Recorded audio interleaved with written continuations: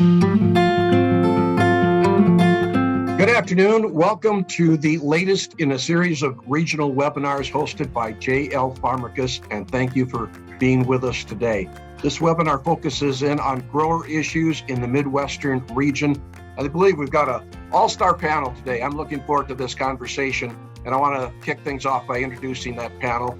First, Bob Metz. Bob is a fifth-generation farmer from Beaver, South Dakota. Bob farms with his two sons and his son-in-law. He raises corn and soybeans. He's past president of the American Soybean Association and the South Dakota Soybean Growers Association.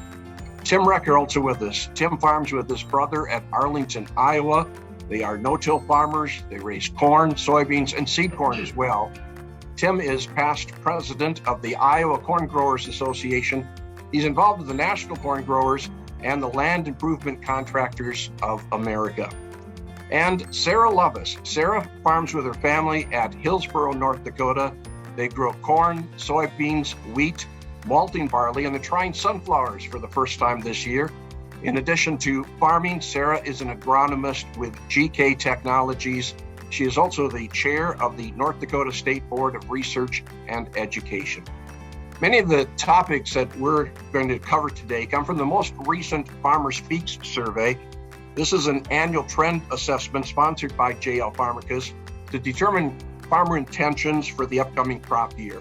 This study was conducted in late 2021 and early 2022, and it was published in January of this year. Approximately 100 farmers were surveyed, mostly from the Midwest. And before we turn to the panel, I'd like to say a few words about Farmakis. Farmakis represents more than 50 radio, print, and digital ag media partners all across the United States. The Farmakis radio networks are located here in the Midwest and throughout the country, many the number one radio entities according to ag media research. Here at the Red River Farm Network, we're always proud to be reporting agriculture's business, and just as much we're proud to be a part of the Farmakis team. And with that, let's get into our conversation. We referenced that Farmer Speaks study. In that research, many farmers indicated that they were going to be making some significant changes this year. Reducing fertilizer use was top of that list, as you can see. Farmers also said they'd be delaying equipment purchases, put more focus in on grain marketing, go with lower cost crop inputs, and they might be shopping around a little bit more. Those were the top 5 trends that we found in the Farmer Speaks study. Bob, let's start with you. Bob Metz from South Dakota. Give me an idea. What changes did you make as far as your cropping situation, your farming situation going into this year? As you said, we're fifth-generation farmers, farm with 2 sons and a son-in-law. We usually buy our fertilizers and chemicals and such the fall before the following year. Interest has been cheap, and we seemed like we'd make our best deals then. So we bought our fertilizer a little cheaper than what it is today, but certainly that is changing. Looking at this coming year, we just don't know for sure when we should be buying them. And then if you can get the chemicals and the seeds, we tried some biologicals instead of some of the dry fertilizers for the nitrogen. So we're trying a few different things, actually using a few different chemicals because it was hard to get Roundup, which is kind of a base chemical for us. When you take on products earlier, we always wanted to get it in our possession this year. What did you do? Did you have to add on storage? Any changes there for you, Bob? We've been doing this for years, so this is pretty common, but certainly our bankers really pushed us to make sure that it was on site, that it wasn't just promised you. That's a little tough to do with dry fertilizer, but the chemicals and such, it was on site, probably a little earlier than normal in a heated building. And of course, we've got storage for our entire farm when it comes to marketing the grain. You mentioned biologicals. I'm curious, Bob, what was your take on I know we're early in the season, but what are your thoughts going into that? Well, we've been watching this trend for years. Our crop consultant has had some fellow farmers, trusted neighbors of ours that have been trying it. So we believe that it was just a little bit too spendy for what we were buying our nitrogen needs for. Of course, that has certainly changed, and it come right in line with today's nitrogen costs. So what a great opportunity to give that a try. We've got great confidence that it will work. We've been watching it for a couple of years. What's the growing season been like early on here, Bob? Well, this has been an interesting year, as I guess every year is farming. Last year was just beautiful. We were done planting everything by the 10th of May. This year, we never turned a wheel till the 17th of May. Our crop insurance wants us to be done planting corn by the 25th. Obviously, no matter how much equipment you got, you just cannot be done that quickly, no matter how many hours you put in. So we've been cold and wet. This past week's been unseasonably warm. I think I read we're over 1,800 records were broken this weekend for heat. And then we had a nice little shower last night. So everybody's looking good, and we have to get after the spring. Tim, let's bring you into the conversation. What adjustments did you make for this upcoming growing season? Our biggest thing is we've always bought early, a lot like Bob, but now it's buying early, paying for it early, and then taking that in possession, having physical possession of the product. That's been probably something that we haven't been accustomed to in the past. So we've been building extra storage for liquid, making sure that we have the shop space to store next year's products. And last year we were thinking that we weren't going to be able to get the products, especially Roundup. And so now we're kind of sensitive to it. We've seen supply disruptions in our area, whether it's a couple of years ago with LP gas, last year with just not able to get Roundup. So we're kind of getting used to supply disruptions. So we're doing everything we can to make sure that we have the product, because we've been so used for my 40 years of farming career. You just thought seed's going to show up on time, fertilizer is going to show up on time, chemicals show up on time just when it's needed. But because of labor shortages, because of what we've been going through the last 2 years, we really, it's just in time delivery on all of our products. And that gets us a little scary when we're planning on having products to go in the ground within a few days and they're not showing up at your door on time. When you say buying early, what give me a kind of the calendar. What does that mean for you? So last year I was pushing my fertilizer guys in July and August to get me prices for nitrogen, P and K. We actually decided not to forego. We were not going to pay the kind of price for phosphorus, and we figured we'd go 1 year without it. We put potash down. So normally we're doing it before the end of the year. This last year we had to do it in July and August and pay for it in that time, or at least commit to paying for it. So that's the kind of things that we're looking at. I had to store liquid fertilizers over winter, which I normally don't like to do. It puts all the responsibility on me. It puts puts responsibility in case I have a leak, or if there's things that get stolen. So it really puts more liability on the farmer of having to take all these next year products in your possession the year before. Let me ask you too, Tim, what's the spring been like as far as getting that crop in the ground? How are you looking at this point? Well, I think I can about ditto the rest of my North Dakota and South Dakota friends. We started, I think our first corn went in the 12th of May. And it's amazing what 10 days can do. We had 10 good days and we went, night and day for 10 days. It seems like this year they're giving us 10-day windows to get everything done. So you get everything done in 10 days and then we'll have rain. But so crop looks good. We're off to a good start. We're late. Things look good. We're as of today, we're still side dressing corn. We'll hope to get that done in a couple of days. So, we're off to a great start. Good deal.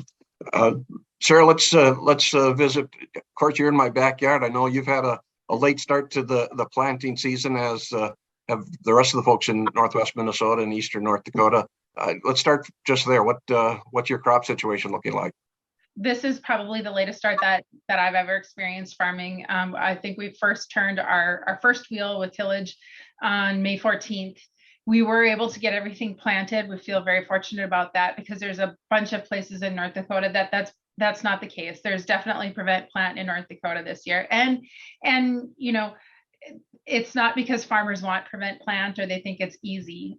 With the commodity markets the way they are, every farmer that I've talked to wanted to get planted this year to really capture those prices. So it's really an unfortunate situation.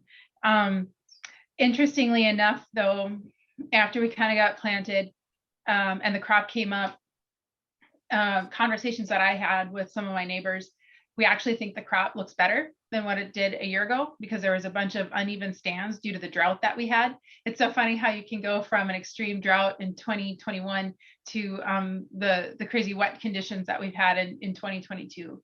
So, but at least we have an even stand for the most part, and the crop that did get planted has come up pretty nice. The spraying has to get done, and there's a lot of pressure to get that done. We've had a lot of windy days. And so, and now of course, wet conditions again, some rain came across the area again. But so hopefully things all in all actually look fairly decent though, what did get planted. So on this topic of changes that we made for this growing season, what kind of things did you do to offset some of these high input costs, Sarah? Don, you know that in my history in agronomy, I've worked as an independent crop consultant and helped farmers really guide some of their decisions. And so I've certainly implemented some of that in my own farming operation. And one of those items is really to do a really diligent job of planning crop inputs, and in particular, spray programs. When you crop scout a field, you kind of get to know that field really well for some, I consider them to be trigger weeds, things like maybe water hemp or wild oats, and you can really use those to kind of structure your herbicide program around that. And so in the past, I had gotten into a habit of even sitting down with farmers in March, maybe even February, and going through field by field and trying to figure out what pesticides they were really going to need in those fields. And so kind of doing that same practice, but then maybe moving it up even into the fall of the year has seemed like a pretty good thing. And then of course, while we all want to save money on fertilizer, I think it's more critical that we make sure that we're being as efficient with our fertilizer as possible. So in places that might mean cutting back a little bit, but in places it might mean making sure that the correct rates are out there and what the crop needs is there. And so for me, that part of that equation is using precision agriculture and really making sure that we've got the zones. We do a lot of zone management up here in North Dakota, as opposed to other places that do grids. And so making sure that the zones are set up correctly and we're getting the proper data and getting the prescriptions right properly to make that happen. So of course we work with ag retailers, and if we're making buying decisions earlier, what's that conversation been like? What's that relationship like as you work through that whole scenario? So interestingly enough, I was visiting with my ag retailer over a year ago, and I actually did purchase most of my glyphosate needs last August. And I'd like to say it was because I was smart, but truthfully, I think it's just because I was lucky and I made a judgment call and went for it. But trying to make sure that I was getting product coming in onto my floor, having those conversations with my retailer were kind of interesting. I think there's a part of it where I've got a trust thing going on with my retailer, which is kind of an interesting place to be right now, hoping that he's going to make sure that I get all of what I need in a very timely fashion. And yet he's trying to make sure that all of his clients are getting supplied. So he's trying to be very diligent about not just letting product going out to farmers' sheds as well, where you never know if it's going to kind of be held in there and in excess and then not used. And so it's a very fine line to walk, and it's very interesting. The retailers that I've been working with have been working very diligently to make sure that we've got the supply happening, but it's definitely a balancing act for them too. And I very much so respect the work that they put in the backside throughout the entire winter working on this issue. I think you've all mentioned glyphosate as a concern going into this season. We've heard glufosinate, Roundup, and Liberty. Are there other products or things that you've seen that have been short or that you've had some concern as far as the supply chain? Tim, let's bring you into that. Roundup was our biggest concern because we do a lot of cover crop. And so I intentionally planted cover crop a little later because I'm usually planting in 3-foot tall rye and it takes a full amount of Roundup. And I decided, if I planted it a little later last fall, that I could probably get by with at least a normal rate, not cutting the rate, but I only had to kill 6-inch tall rye, and that's what we did, and that did save. It did save our use there. We're big into conservation and doing minimum till and no till, so we saved on fuel that way. So there's several things that we have been doing, but it fit well with what's taking place in today's supply chain disruptions. What about you, Bob?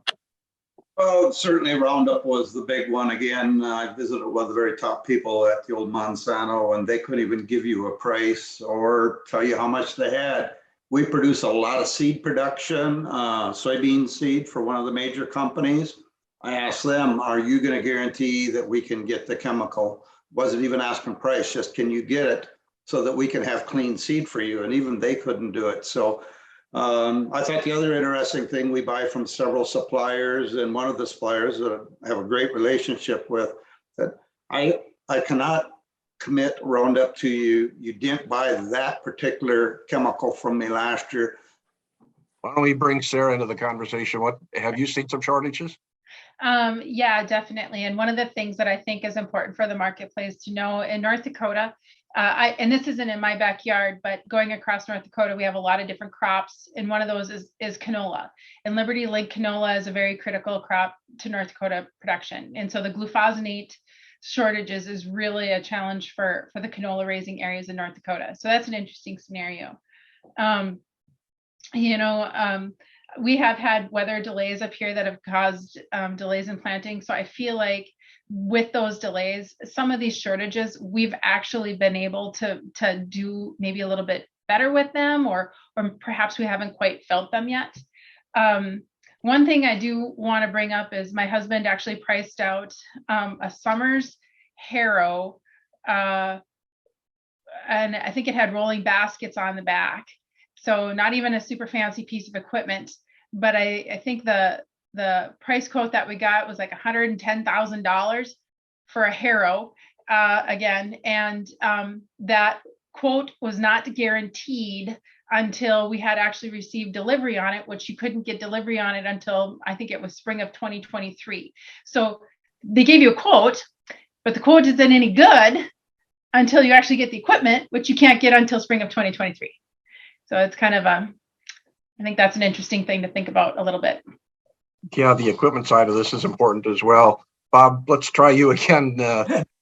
As far as the equipment side, has there been any challenges there? Oh, absolutely. Not only buying new equipment or good used, but also getting parts on certain things.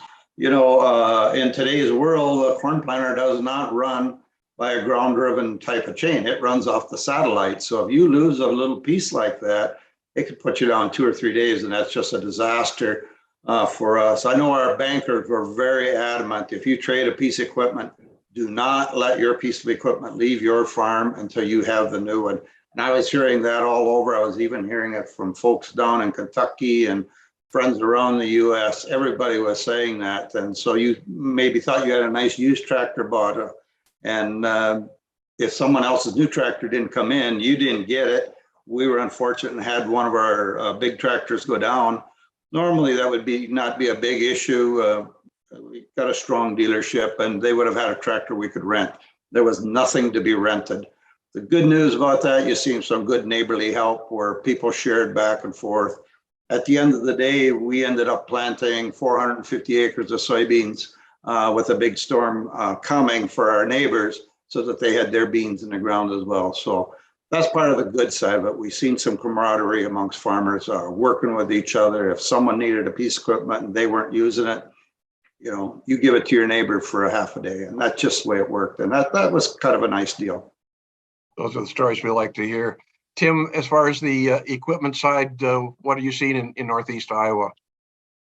Some of the bigger problems were maybe some wear parts that you just take for granted they're going to be at your local dealer that they have every year. And we made sure we were servicing stuff a lot earlier in the spring, or even started last year on some items, just because we knew that if we needed certain parts or things that we wanted to improve on, add-ons to the planter or anything, you're not going to get it overnight. You're not. It's gonna be maybe a couple 3 weeks before you even see the product. So that's been a change.